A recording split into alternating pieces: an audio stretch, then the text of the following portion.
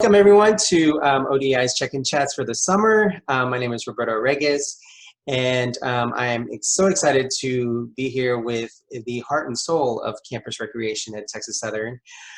So I want them to introduce themselves real quick. Ms. Voltz? Okay. Hi, I'm Miss Iisha Voltz. I'm the director of the Department of Campus Recreation. You can call me the heart. How you doing? My name is Jeremy Lewis, and I'm the Assistant Director of Recreation and Wellness at the Department of Campus Recreation.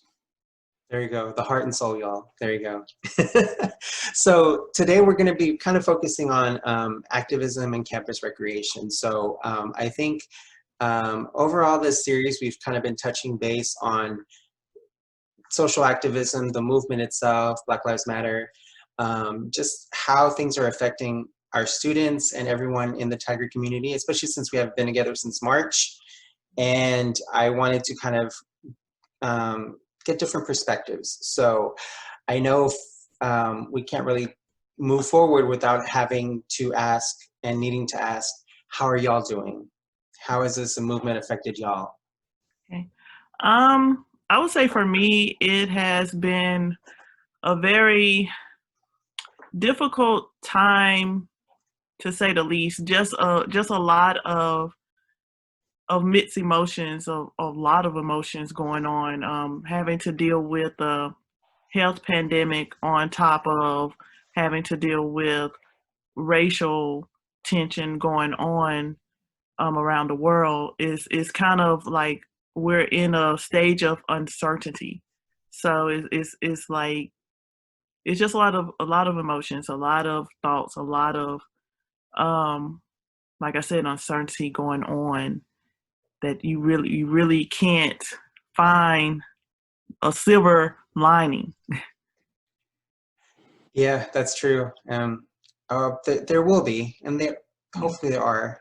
Yeah. What about you, Mr. Lewis? I'm kind of the same. It's been strange, probably the strangest year of probably most of our lives. Just getting hit with uppercuts and lefts and rights from all different angles, whether it's, racial, social tensions, global pandemic. I think the thing that is the biggest problem is with far as from a personal or maybe a general person standpoint is how to cope with all of this. And I think a lot of people have to really dig deep to really assess themselves, to understand what are the proper coping mechanisms they need to use to get through all of what's going on around us right now. And we're seeing from just television videos, some people are not coping very well. So I think we all need to internally take a step back, understand that, like you said, this is a process and we're going to get through it, but you need to really do some self-assessing to kind of navigate this thing as efficiently as possible. Right.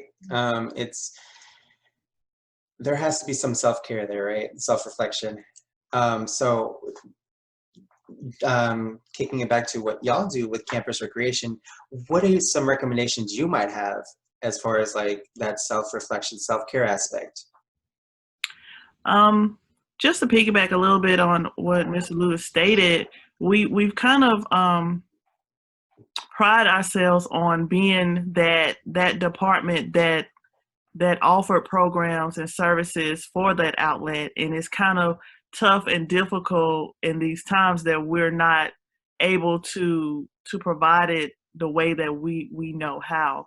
But it's very important to listen to yourself, listen to your body, find an outlet that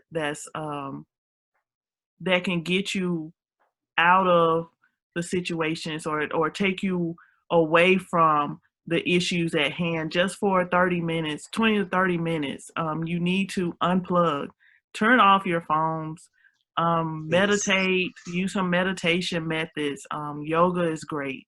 Any kind of energy releasing outlets is ideal at this time.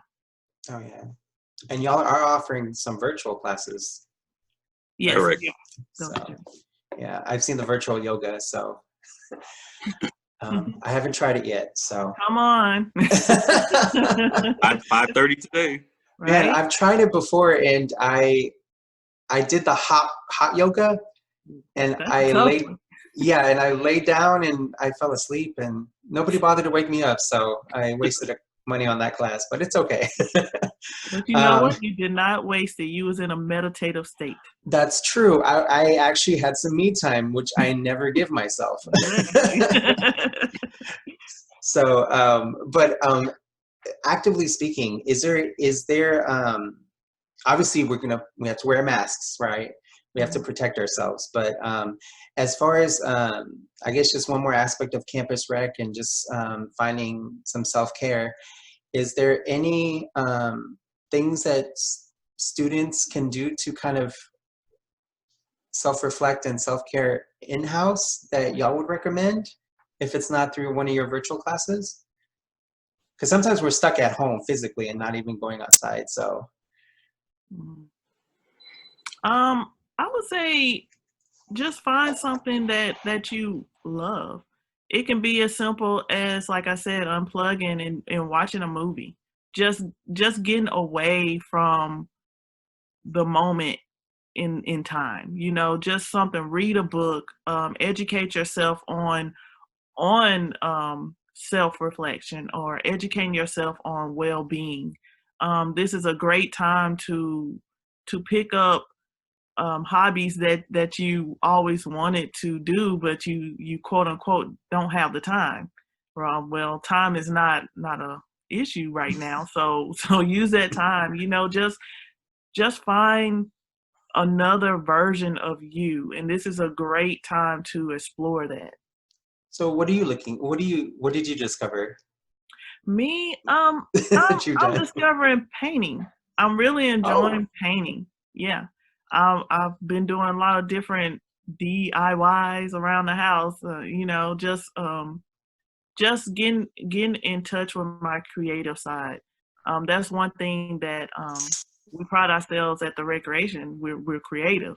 Our whole job is to create and develop programs. So this is giving me an opportunity to think and be creative for myself, and not for the whole, which is sad, but this is actually giving me time to, you know, reflect on me Right. time. Okay. And Mr. Lewis, what about you when you're not in San Francisco? I think for me, I got back into reading. I'll admit these last few years, you know, we get to ripping and running and living life, and sitting down and just actually reading a book, or not reading some article on Yahoo or something on, you know, Hotmail, just actually sitting down and reading a book and kind of using your imagination to kind of get yourself back into that mode like we did when we were younger. So for me, that's one thing I've been doing. I'm not a big TV watcher or movie watcher. So if I'm not working and being active, that's usually probably the thing I can gravitate towards, is getting back to reading. And I think with our young people, one of the things of, you know, one of the descriptions of this generation is their hands are in so many pots, and they thrive off instant gratification. Like, I want this now. And now that we have to help them learn to be more patient and learn to focus on what your talents are and what you're good at, instead of 17 different things going on at once and you're juggling all of it through your smart device. How about you just sit back, relax, and just think about, hey, I always wanted to be a painter, or I wanted to draw, or I wanted to get more into reading. Maybe this will give them a chance to focus on that, but at the same time, we need to be kind of stewards or guardians to help them navigate into that, because that's not a natural transition for most young people that we deal with on a college campus. Oh yeah, they're always online. They're always hustling. They're always doing something, right? It's kind of hard to kind of stand still. I don't know. That's just my thing.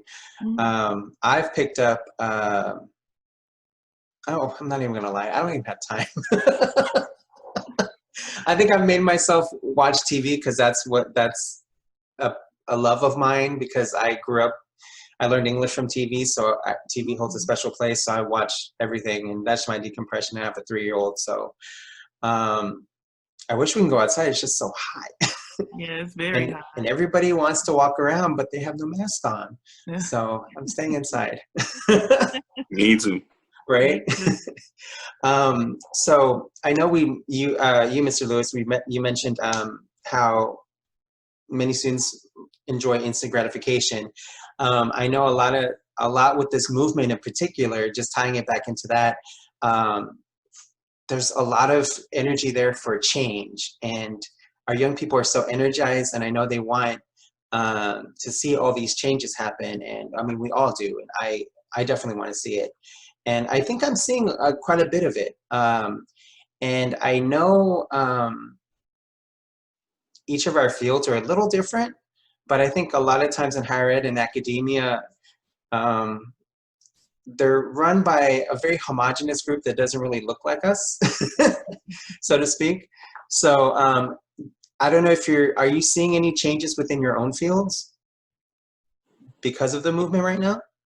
Well, I can definitely speak not on the collective campus rec side, but more of the focus of where on the programming side, because that's where my specialty is and my responsibilities in campus rec. When it comes to programming, sports, camps, those types of things, fitness, we're seeing more of a change from, like you said, people who may or may not look like us. I've been involved in a lot of Zoom meetings. I've been in a lot of orientations and discussions, and I can personally see that some people are awakening. Them, not to say that they didn't understand or they didn't want to understand, but they're being proactive and they're putting it out there that, yo, this needs to change, or this isn't right. We need to accommodate this because of what the situation is.